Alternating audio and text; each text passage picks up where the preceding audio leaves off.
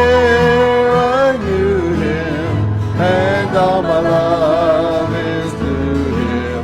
He plunged me to victory beneath the cleansing flood.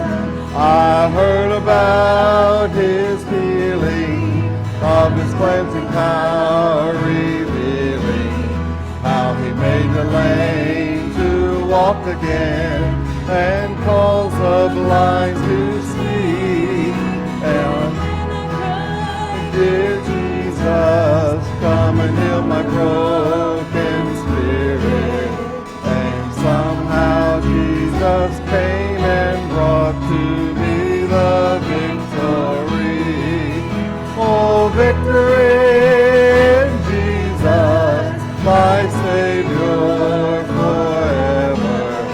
He struck me and he bought me with his redeeming blood. He loved me ere I knew him, and all my love is to him. He plunged me to victory beneath the cleansing flood. I heard about a mansion he has built for me in glory, and I heard about the streets of gold beyond the crystal sea, about the angels singing and the old redemption story. And some sweet day I'll sing up there the song of victory. Oh, victory in Jesus, my Savior forever. He bought me and bought me with his redeeming blood. He loved me ere I knew him, and all my love is to him. He plunged me to victory beneath the cleansing flood. This old song, Christmas season's right around the corner. It's time of giving. Joyous time of when Jesus came to earth so that we could be redeemed. Amen? Isn't it wonderful? Sing with us, Silent Night. Silent night, holy night, all is calm, all is bright, round young virgin mother and child. Holy infant, so tender and mild.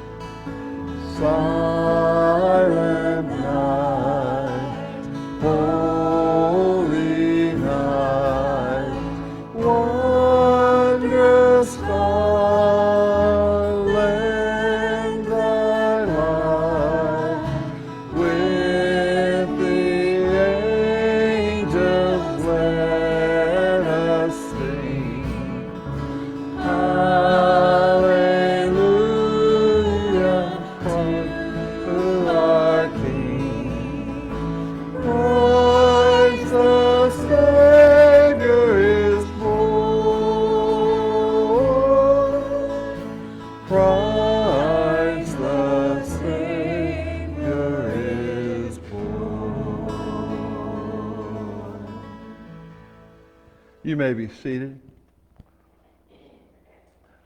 We have a few announcements that we need to make. I think Marty has some here that he wants to make. All right. Yeah, the first thing I want to let you all know about is that Pastor Orlando Aguilar, he is a pastor in Cuba at 23rd Baptist Church.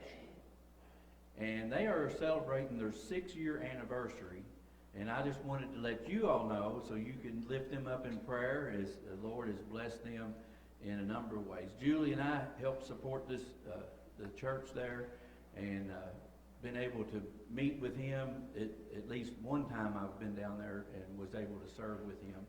And so they're doing a mighty work for the Lord. But I wanted you all to be able to celebrate with them. And of course, you may look around and say, "Where's Brother Jay?" Well, he's got the flu. I did converse with him a little bit this morning. He's feeling a little bit better. I think each day he's kind of got a little better since yesterday. I think he was a little better, and then today maybe a little better. So just be praying for him. Be praying for Vicki that she stays healthy and that she can continue to take care of her parents and those kind of things. Be with, also remember Joanne and her family as they've been having some health issues.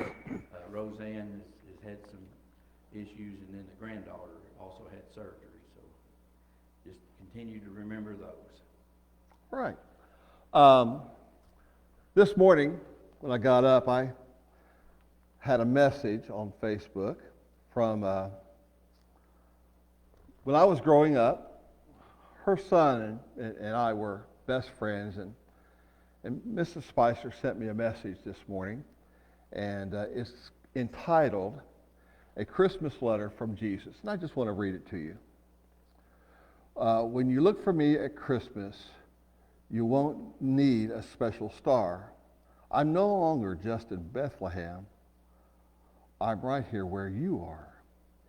You may not be aware of me amid the celebrations, but you'll have to look beyond the stores and all the decorations. But if you take a moment from your list of things to do to close your eyes and say a prayer, I'm waiting here for you. You're the one I want to be with. You're the reason that I came. And you'll find me in the stillness where I'm whispering your name. And I thought that was a very nice thing that she sent to me. I appreciate her so much. She was very, very dear to me. Whenever her son was not allowed to do things with me, I would go over there and argue with her until she said yes. And so, I mean, she probably remembers that. I don't know if she's watching today, but I appreciate you, Miss Spicer. I love you very, very much. Yes, ma'am.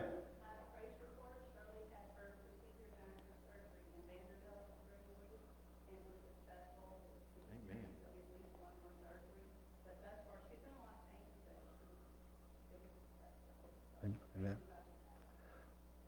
And any other prayer requests we want to mention this morning? Yes.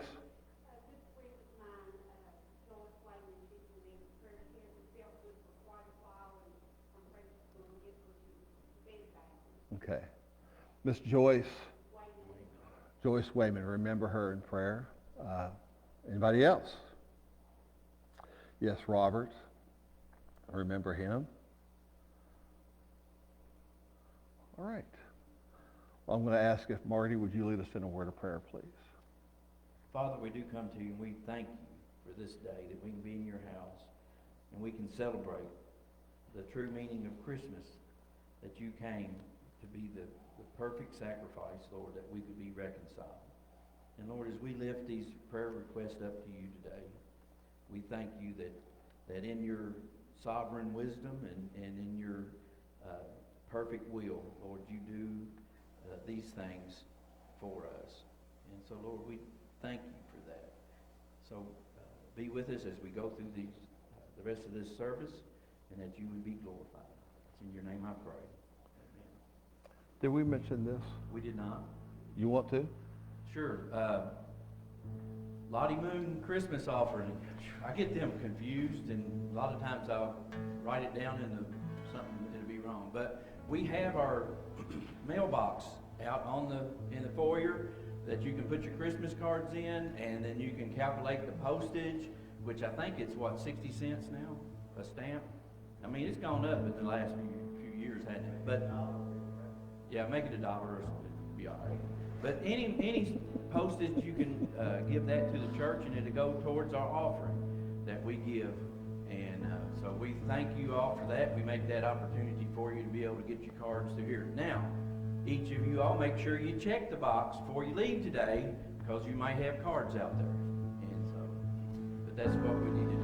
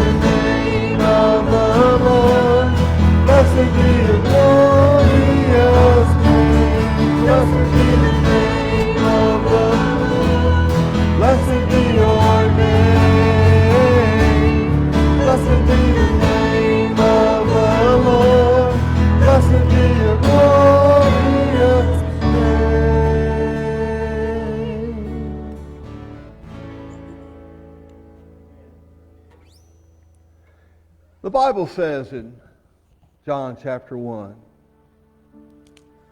In the beginning was the Word, and the Word was with God, and the Word was God. The same was in the beginning with God, and all things were made by Him, and without Him was not anything made that was made. In Him was life, and the life was the light of men. And the light shined in darkness, and the darkness comprehended it not. There was a man who was sent from God, whose name was John. The same came for a witness, to bear witness of the light, that all men through him might be saved. He was not that light, but he was sent to bear witness of that light. That was the true light, which lighteth every man that cometh into the world. He was in the world, and the world was made by him, and the world knew him not. He came into his own, and his own received him not. And this is the gift of Christmas. But as many as received him, to them gave he the right to be called the children of God, even to them that believe on his name, which were born not of the blood, nor of the will of the flesh, nor of the will of man, but of God. In the midst of the mess that is this world, God sent his Son, and there's a Messiah. He became sin, who knew no sin, that we might become his righteousness. He humbled himself and carried the cross. Love so amazing, love so amazing, yes, Jesus Messiah, name above all names, blessed Redeemer, Emmanuel, the rescue for sinners, the ransom from heaven, Jesus Messiah, Lord of all.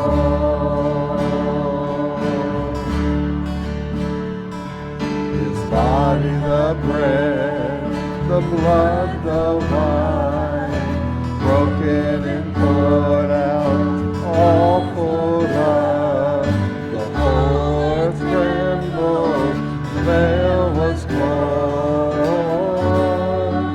Love so amazing, love so amazing, Jesus Messiah,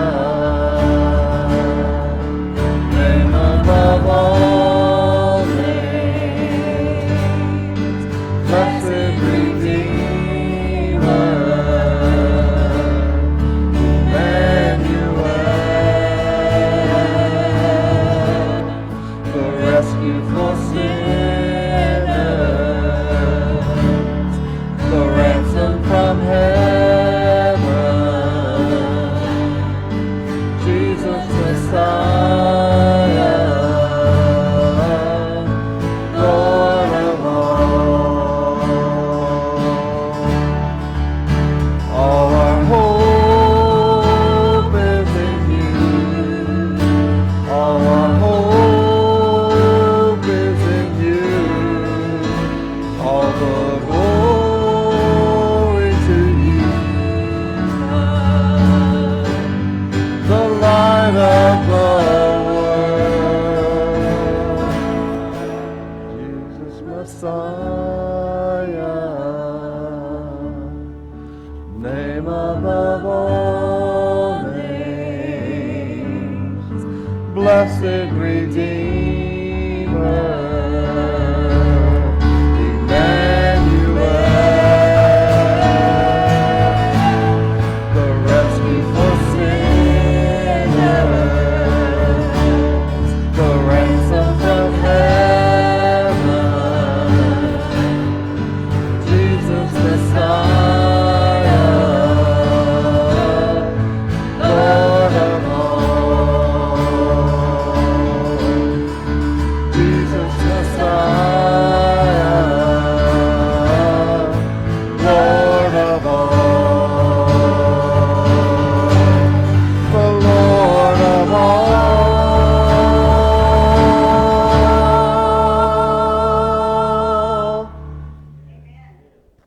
Father, as we bow before you, we thank you for the Messiah, the King.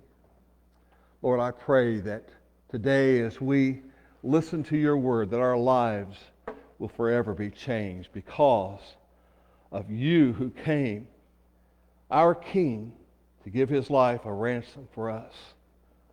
And Lord, I pray that as we leave this place at the end of the service, that God, you would be the one that we worship and that we adore, that we would forever love you with our whole heart.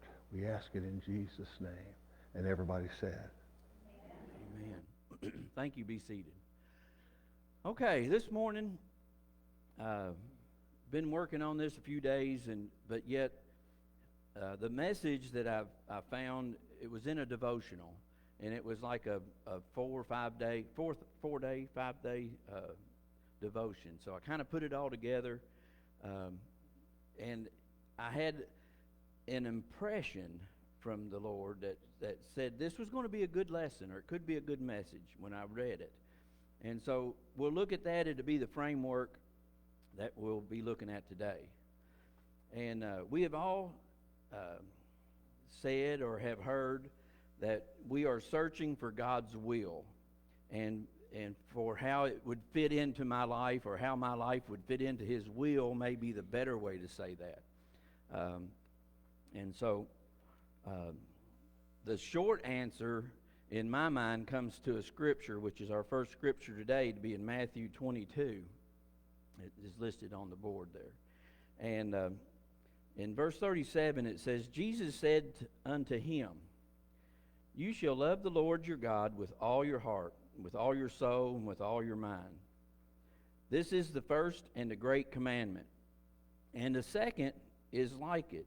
You shall love your neighbor as yourself. On these two commandments hang all the law of the prophets. If you take this scripture in a nutshell, it really tells us the proper order to have things in, does it not? It gives us to love the Lord and then to love our neighbor. And I really think if the whole world would take this philosophy and this doctrine and live by it, things would be a lot different in our society today, would it not?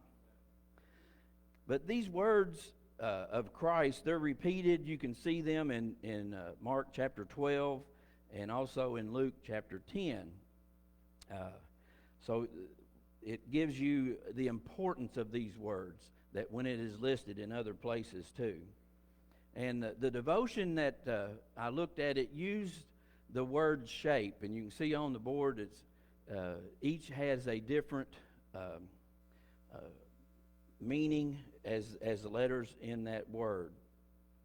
And so the first place I want to go to kind of give us some information to be in 1 Corinthians chapter 2, if you want to turn there in there. But using something like this, it kind of helps you to, I guess, remember. When you see this word, you'll start thinking about the key words that go along with it, and you can start thinking about the deeper meaning and the application of these words in your life. And so it helps us, hopefully it will help us to think about this, and then we also think about our service to the Lord. So the word is shape. The S is for spirit, H is for heart, A is abilities, P is personality, and E is experience. So as we look at the 1 Corinthians verse, we know that when we accept Jesus as our Lord and Savior, we have the Holy Spirit come and dwell in us and helps us to understand things. And that's what this scripture here is telling us in 1 Corinthians 2:14 and 15. It says, But the natural man receiveth not the things of the Spirit of God, for they are foolishness unto him. Neither can he know them, because they are spiritually discerned. But he that is spiritual judgeth all things, yet he himself is judged of no man. You know, we understand that in the Christmas story, you'll see that we see the different names of Jesus and the attributes of how he's going to be, the King of Kings, the Prince of Peace, the Comforter, all these things. And also we see that in other scriptures. But, this Comforter and Counselor is living in us. That's the Holy Spirit. We would be unable to make sense of what the Bible's telling us if we didn't have that instruction. I just really want to say that, everyone is born with a measure of faith. And that measure of faith is activated when you start listening to some scripture or you're witnessed to by a Christian, and that Holy Spirit can quicken that, and you have an ability to get saved. You have an ability. Anybody does. Everybody has that measure of faith. And this helps us to be able to accept the greatest gift that was ever given, and that's Jesus Christ as he came. His death, burial, and resurrection was the method, was the sacrifice that was made. In our lesson in Sunday school this morning, it talked about the lamb without a blemish. He was that for us. And if you want to look back at where it talks about measure of faith, I found one scripture in Romans 12:3 that tells us about this measure of faith a little bit anyway. So when we study and meditate on Scripture, we are allowing the Holy Spirit the ability to quicken our understanding. It gives us comprehension of what Scripture we're looking at. And, have you ever read a Scripture and just have it jump off the page at you? It's like, I didn't see that before. I didn't understand it this way before. Well, there's reasons for that. First and foremost, the Holy Spirit has pointed that out to you. Second, you have a maturity level. When you are saved, you're a child, right? And a child of God, well, you need to learn and grow. So maybe the circumstances in your life change from time to time. I think they all do. And you may not have been ready to hear or understand it this way, but the Holy Spirit quickens you to understand that Scripture. And it gives you a prompting or a leading, or even like in the introduction I said I had an impression. I think that's the Holy Spirit guiding us through our daily lives. But we can't do that if we don't open up His Word and study that or take time to pray and let Him commune with us. So, and you may ask, well, I feel a leading or an impression or a prompting, and I don't want to make a mistake. I don't want to get it wrong.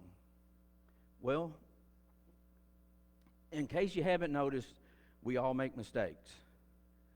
We are all sinners saved by grace, right? So you're going to make mistakes. And maybe a mistake would be to not do anything when you feel the prompting and the leadership of the Lord. And so we need to be tender-hearted. And it's okay to make mistakes. It's a learning experience, which is the experience in this lesson today. And, as I grew, as I matured, I can remember when I was a young child, I learned the Bible stories. They had a lot of pictures with it, right? If you're in the earlier grades of Sunday school or whatever, you had pictures, very few words, because I don't remember not really knowing words or being able to read, because I just don't really think about that. But I was able to make connection because of what my teacher told me and the pictures that I saw. And I remember, Moses being a little baby put in the basket. I remember the wise men coming to see Jesus and the shepherds, because I had pictures and I still see those in my mind. But then as I grew and matured in Christ, I would move up in a class, and there was more reading, there was more deeper meaning of the things that was going on. And that's the way it is with us as we learn and we're able to grow. Now, I'll just have to tell you, there's sometimes that I stumped my own growth. I chased the world. We all probably have in some manner sometime in our life. But you know, I've always found that when we can run, we can go in the opposite direction than we're supposed to. But you know what? When we turn around and we repent, we don't have to go back through all that mess. God is right there. He is right there, ready to accept you back. Think about the prodigal son. He didn't beat him over the head and say, "You wasted everything I gave you." No, they had a party. He brought him back into the family. God wants to do that with us. So if we make a mistake, hey, we made a mistake. Let's get back with God and do what He would have us to do. And that's the growth. That is how the Spirit works in us. And so one thing that I did want to point out, it says that if people cannot or won't receive the understandings or the things of the Lord, it's really a sign that they're not a child of God. So it's not that we love them any less, it's just that we need to witness to them, right? It may not be the only test that you give someone that to find out whether they're saved or not, because we can repress the Spirit in our lives if we're not careful. And we want to be able to witness to everyone. We want everyone to be saved. What did Jesus say? I came to seek and to save that which was lost. Did He not? That's what we need to be doing. So the Spirit wells that up inside of us so that we can do the things that the Lord would have us to do. And don't let things slow you down. I think our lesson in Sunday school was the people that were getting ready to go into the promised land, but they had gotten complacent about who had brought them to that point. And we know all the story about how Israel chased after other things, and God had to punish them in different ways. So the Spirit is what's leading us, and we can't take that for granted. Now, the next thing is heart. This really indicates what you're passionate about.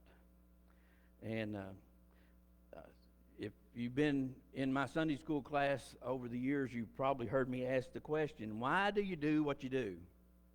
What motivates you? What is the driving force behind your actions, your attitude, and those kind of things? And in Romans chapter 10, the Apostle Paul is going to show us his passion in verses 1 through 4. In Romans 10, verse 1, it says, "Brethren, my heart's desire and prayer to God for Israel is that they might be saved. For I bear them record that they have a zeal of God, but not according to knowledge. For they, being ignorant of God's righteousness, and going about to establish their own righteousness, have not submitted themselves unto the righteousness of God." Verse 4, "For Christ is the end of the law for righteousness, for everyone that believeth." Paul was concerned about his fellow Jews. He knew they were already the chosen people of God, but he wanted them to understand that Jesus' coming had changed things about how they needed to believe and how they needed to live their lives. And instead of trying to be holy and righteous by keeping the law, now they needed to follow the instruction of Jesus Christ. And so he was very concerned about that. And, he was, let me see here, find my place. But we should also be concerned for the Jews because they are God's children. What we should allow to drive us into good works in our church, home, and community is that all people might be saved. That's got to be our driving force. Is this your desire? Is this my desire? What compels us to act? Well, we do act in our community in different ways. I thank Freedom Church for supporting local ministries. We have the homeless shelter. We support the soup kitchen, Basically Blessed. We support. They are actually items in our budget that we'll be looking at and for the next year. But we also have people that take time out of their busy schedule and go help. They're the hands and the feet that help in some of these areas. And so, we need to be passionate about these kind of things. We've talked about, Brother Jay has preached a number of messages and talked about how we can do things in our Judea, in our Samaria, and othermost parts of the world. I can't hardly say that. Uttermost? Yeah, okay, thank you. But, we have our missionary board out here. It shows the missionaries that we're supporting. Faith Promise Missions works through the WMU account. And, we don't maybe talk about it enough to remind people that this is one way to serve the Lord. We have some local things we're doing. Then we have the missionaries. We also have Cuba Missions, Great Commission Ministries that is helping that nation, that island there, that especially in the eastern end, to have some of the things that they just can't get on their own. And the Lord can use those things greatly. So we see that our heart, where your heart is, that is a very important statement. And, I've heard Brother Larry say a number of times, where your treasure is, there your heart is also. So if you're helping people around the world, if you're helping people locally, that's your heart. And God has given us resources, our time, our finances, and our intellect to be able to do these things. And so, and then one thing that stuck out with me with Brother Jay and some of his messages, he tells us that we're hardwired. Have y'all heard him say that? That we're kind of wired a certain way. There's certain things that, and he'd use the story about somebody comes in here that's hungry. Some people want to just feed him right now, and somebody else may want to help this person not be hungry again. You're hardwired different ways of how to help people. And so we need to think about that. What excites you into action? What drives you? And those things. And this really leads us to our abilities, which is the next word that is up there. And our abilities. In Romans 12, we can find a list of spiritual gifts. And there has been at least 2 times that I can think of, if maybe even more, that we've done the spiritual gift study where there would be an assessment at the end and you'd fill out the things that your personality, your passion, your heart, your things that you would be gifted in, I guess. And in Romans chapter 12, verse 6, it says, having then gifts differing according to the Spirit that is given us. And one point in that study is that everyone has at least one gift. Many have overlapping gifts. And so, there are other times people have like a primary gift. You're really kind of geared this way, but yet you may have a tendency to feel this way too, or want to work in that way. And so we can find those things out in that. And your gifts are your abilities that's been placed inside of you. Sometimes they may be undiscovered. Sometimes they may be underdeveloped, may be underused, or they could even be misused. But you indeed have a gift. And the right timing and situation can change everything. I can remember when the sanctuary was being built right here. And right over my head, right back here, I think, there was a hole. They had all the other roofing and stuff was coming back, the sheeting and all that, but something was wrong right here. The trusses were made wrong because of this angle and all that I don't understand. But we were stuck. And I remember there was a story that the pastor told when he went after they were here. But a pastor was coming to Campbellsville on the mission trip, and he had another person that said, I can go here to this camp or this thing, or I can go with you to build this church. He asked the pastor, what do you think I need to do? And the pastor looked at him and said, I think you need to go with me. I think that's pretty much the crux of the story there. Well, that person throws his bags in whatever vehicle is coming up this way. And he gets here, and everybody's kind of figuring out, what are we going to do with this hole in the roof? How are we going to fix this? The truss guys, I think, had looked at it, and they could not figure out how to rebuild or redo this and make it work. And that guy gets here, and he goes, I can do that. He gets up here and measures. He takes the trusses out in the parking lot, tears them apart, cuts them, puts them back together. You know, there's not a hole up there anymore. So, abilities, God's timing is impeccable.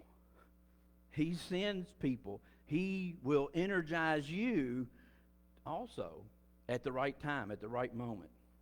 But we have to be tender and listen to how the Holy Spirit is directing us.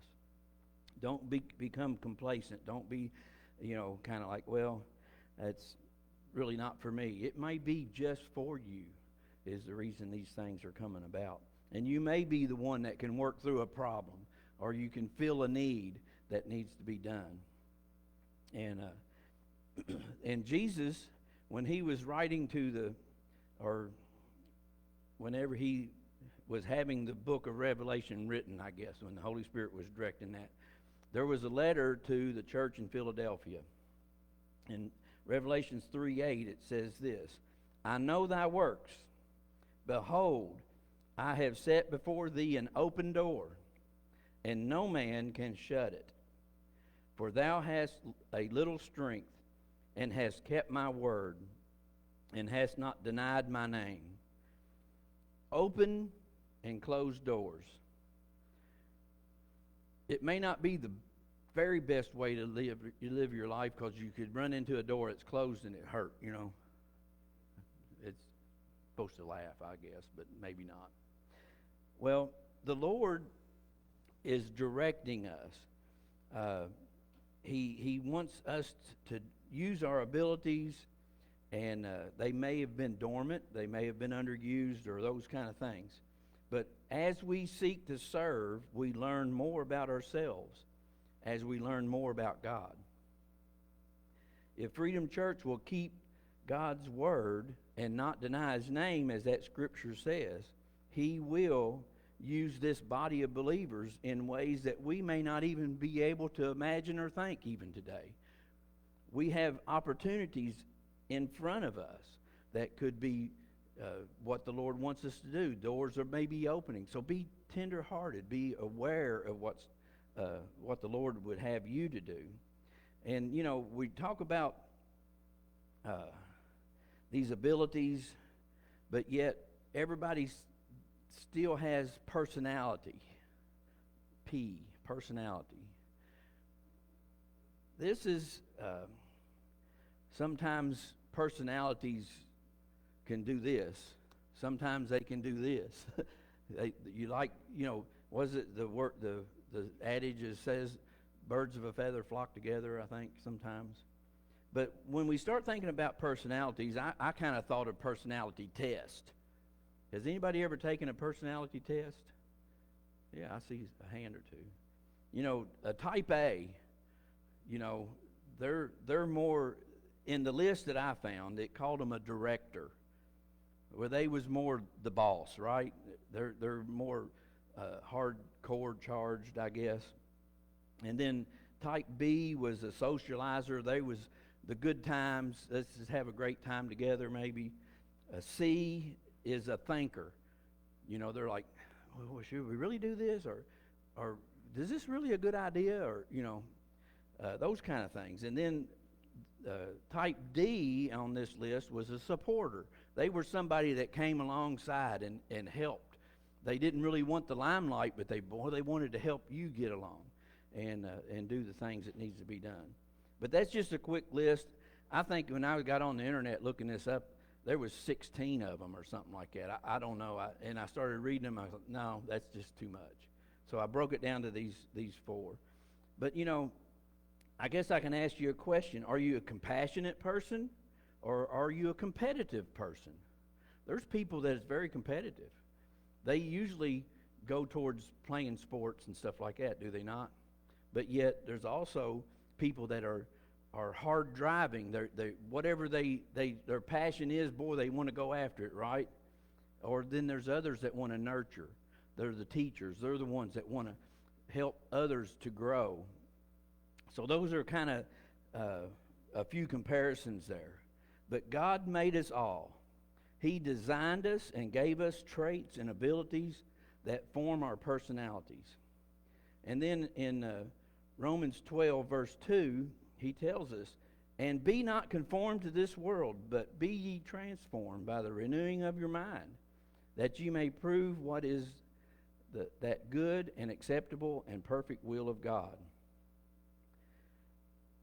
God will change your conduct and character, but he may not change your personality. Your personality may be a little more hardwired into who you are, but he will help you tame it or maximize it, depending on how strong or weak that is. If you are shy, he may give you the boldness, but if you're over the top person, he may calm you down a little bit, so that things work better. And, we are who God made us to be. And he wants to include you in everything that he's doing. He wants to include all of us so that we can work together to accomplish his good and perfect will. In Psalm chapter 39, verses 13 and 14, it says, "For you formed my inward parts. You covered me in my mother's womb. I will praise you, for I am fearfully and wonderfully made. Marvelous are your works, and that my soul knows very well." I went to the New King James because it seemed to, in my mind, kind of flow better. But we are who God made us to be. We can't be somebody else. We may admire someone's personality traits or dislike our own, but it's the way we are made. Being under the control of the Holy Spirit will enable you to serve in a mighty way in his kingdom.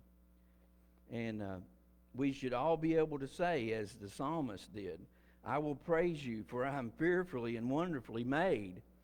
Marvelous are your works, that my soul knows very well." So we are God's creation. There is God's image in all of us, which makes us want to then see that image in everyone that we see. And we need to treat people that way. And then the last one is experience. And also that same verse in Romans 12, verse 2 talks about, "Do not be conformed to this world." We need to experience the Lord and renew our minds. We do that by studying and prayer, being involved with God's people. And we can transform, which means to change and shape. We can learn lessons through gentle teaching or by hard times. Anybody ever been to the school of hard knocks? I have. I've been there. Sometimes those lessons weren't very pleasant, but yet you can still learn in those situations. And I thought it was a little bit, I didn't know whether to really say this or not, but the experiences of our life are teaching tools to God, and he does not waste a good hurt. We need to listen to him. He's not the God up in heaven that's waiting to strike you down when you mess up. No. But if you're his child, the word tells us he chastens his own. So if you're acting up as one of God's children and you feel chastened of God, then you might need to say, "Well, do I need to examine what I'm doing?" You know, that's one of them hard lessons sometimes. But, you know, I can remember that my father and my mother, they punished me sometimes. Very deservingly, I will say every time. But, of course, when I was a kid, I thought they misapplied some of that. But when you look back, what did it do? It taught you something. Taught you right and wrong. It taught you to obey authority. Okay? We grow up into our adult lives. What's the ultimate authority as a Christian? It's God's Word, right? So we needed to learn these lessons sometimes in a hard way, sometimes in a gentle way, that, you know, God is the one that's in control, and we need to do what He is telling us to do. And, you know, I don't think God is going to waste a teachable moment. That's been my catchphrase in how I've kind of taught in my family. That when the moment comes, sometimes in the heat of the moment, it's not the time to get up and say, I told you so.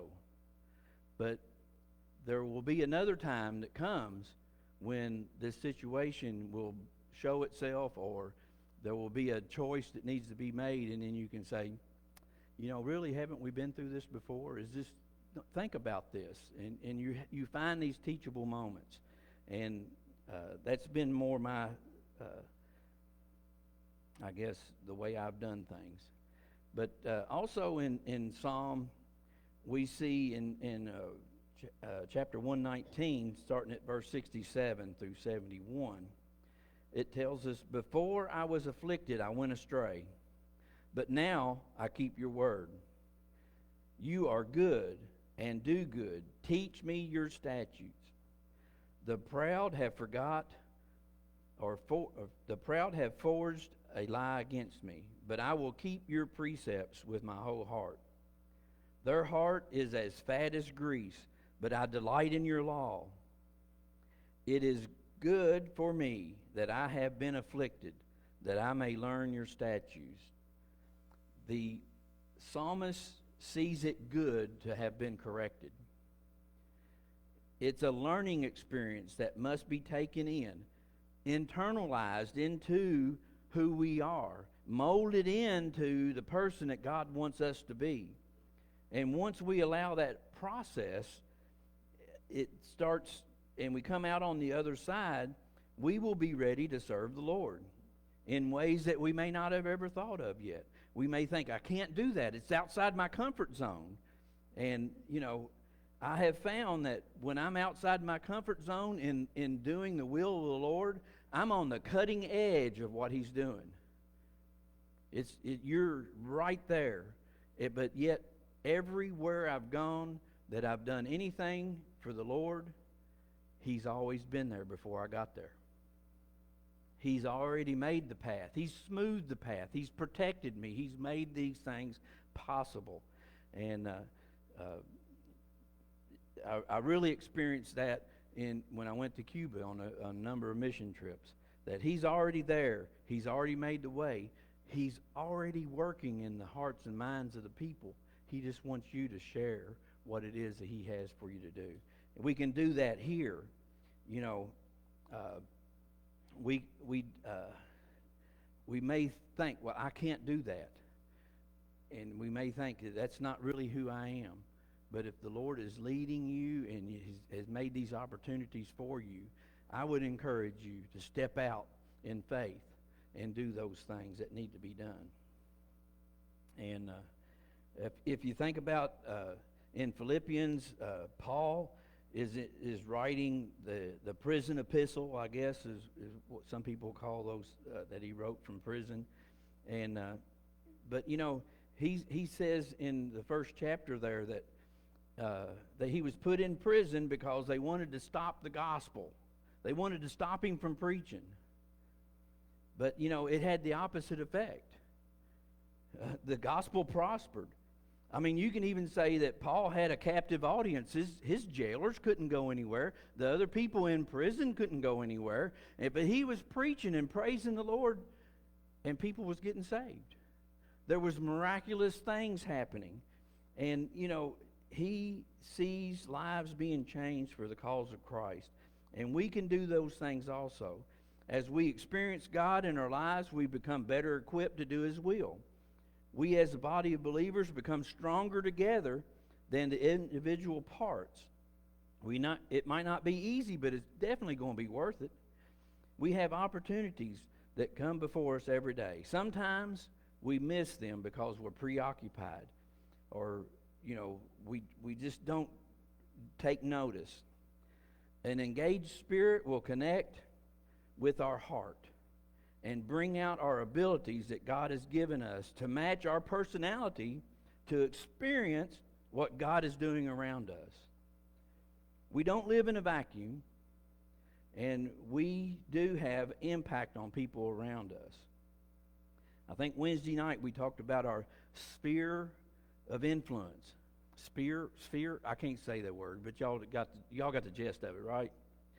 But if we do good, we do bad, we affect those people around us. The world is affected by sin because sin is all around us. Bad things happen to good people because there's sin in the world, and we don't understand all that. But we can control, through the Holy Spirit, the things we have control of. The things we don't have control of, we have to give the Holy Spirit total control over that, right? So my prayer for each of you today is that the Holy Spirit will engage your desire to seek God's will for your life. You can start today. You can begin by doing what you know is right in God's sight. You can place yourself in a position of learning.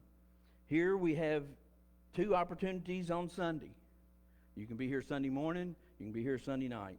We have Wednesday night evening services that has different things. There's a prayer time even on Tuesdays at 7 if you want to come and pray about what God's doing here. There's opportunities to learn. There's opportunities to be involved. So we need to set our priorities to be available in ministry. We give our time and finances to glorify God. And the more people that get involved in ministries of the church, the more we will see the fruit of our labor in Jesus Christ. We must get ourselves in shape. We need that way we can be that light on the hill here at 1365 North Bypass Road. We can shine to our community. We can show people the way to the Lord. And remember that the things God wants us to do or be a part of might look like things we've done before, but also be very aware that it may be like nothing we've ever done before, and be open to the Spirit as He leads us. But most definitely, whatever we do will bring glory to God, and Jesus will be lifted up. Jesus said that if you lift me up, I will draw all men, all people to me. It says in the scripture also that in the first century church, it said what? He added daily to His church. So it's about Jesus and what He wants to do. So today, as we close here, I just want you to know the altar's open. I can come down there, but we need to seek God's face in all of this. I already know the answer, I guess. If you're asking, well, does God want me to be involved in ministry at this church? Well, the answer is yes. Connect your passion to see people get saved. Today is the day of salvation, the day of repentance, the first day of your life starts again. So that's where we are. So let's have a word of prayer as the team gets up to do the music. Father, we do thank you for this time. Lord, I just pray that you would let your Holy Spirit just enter in anew and afresh.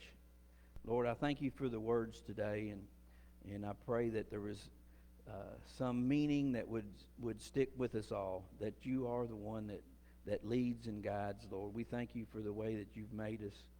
We thank you for Freedom Church. Been here many years now, and you have blessed us in many, many ways. But Lord, we need to do more, and I just ask that you move in a mighty way. In your name I pray. Amen. Please stand.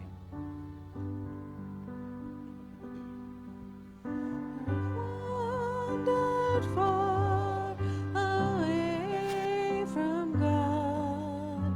Now I'm coming home. The paths of sin too long I've trod. Lord, I'm coming home.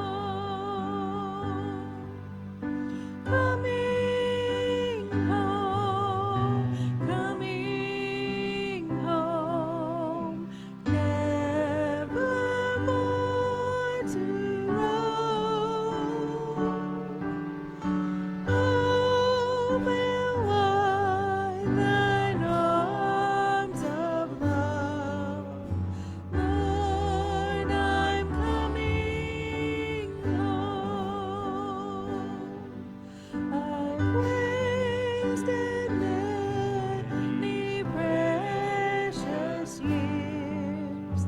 Now I'm coming home. I now repent with bitter tears. Lord, I'm coming home.